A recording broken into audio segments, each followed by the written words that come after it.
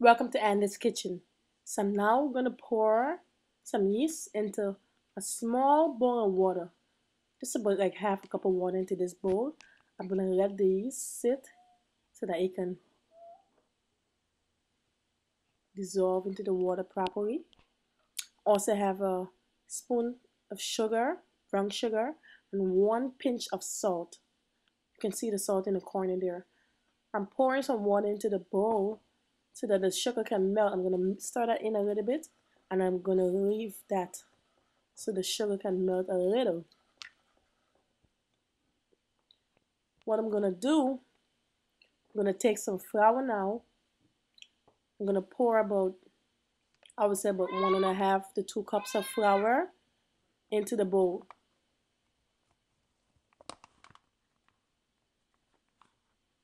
You want to have flour that's really fresh. You don't want flour that's been sitting in your cupboard for 2 or 3 months. You want to have the best flour for the best results.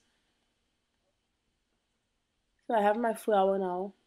I'm now going to pour in the yeast that I had earlier. I'm going to pour it into the flour now.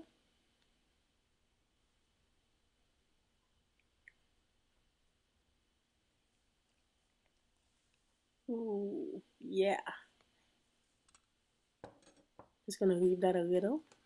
I'm also going to take the sugar water that I had and I'm going to pour that into the mixture also.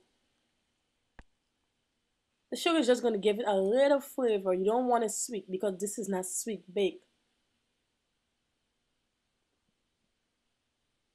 I'm going to pour a little bit of cinnamon. Just about half a teaspoon of cinnamon. And I'm going to pour in the water now and just mix that all together. You want to mix it properly. You want to pour just enough water to get it into like a ball, like a dough-like ball.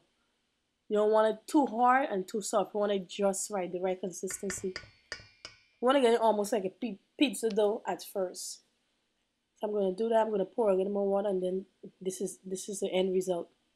I'm now going to take some plastic wrap and wrap it over the bowl. And I'm going to leave that so the dough can rise.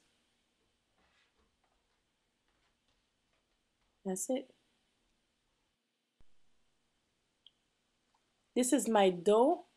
I kind of leave the dough to rise for 9 hours because I went to bed. But normally you do not want to leave the dough for that long. You want to leave it at least 2 hours the most, 2.5 hours, an hour and a half to two, until the dough rises. But you see, I end up going in my bed and this is what happened. But anyway, it's still good. So I just take the dough out, put it onto my surface with flour and make a nice little ball with it. And I'm going to continue this process until all the dough is finished. What I'm going to do also, I'm going to just flour it, make them nice and even. This is supposed to be soft and nice when you fry them. You're going to fry them in oil.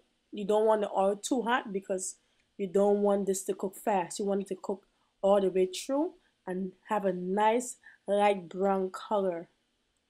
So what I'm going to do now, I'm going to take it into the frying pan and demonstrate. So I'm going to put about 3 of them in the pan and it's bubbling nice. Actually, the fire is down really low, but because it just went in, it looks like it's really bubbling up a lot. So that's it.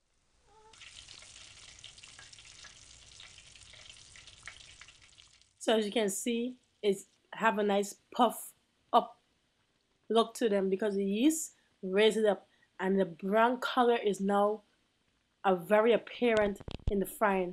I decided to make some salted fish to go along with my bake. So I just sauteed some onions, garlic, and tomatoes with the saltfish. This is my bake. I'm now taking them out. And as you can see, all of them is very nice looking. It's almost like a soft bread, but they have a really nice consistency. And these taste awesome.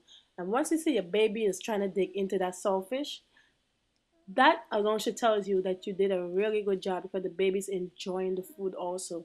You always want to get the approval of the baby. I'm going to dig in here and that tastes awesome.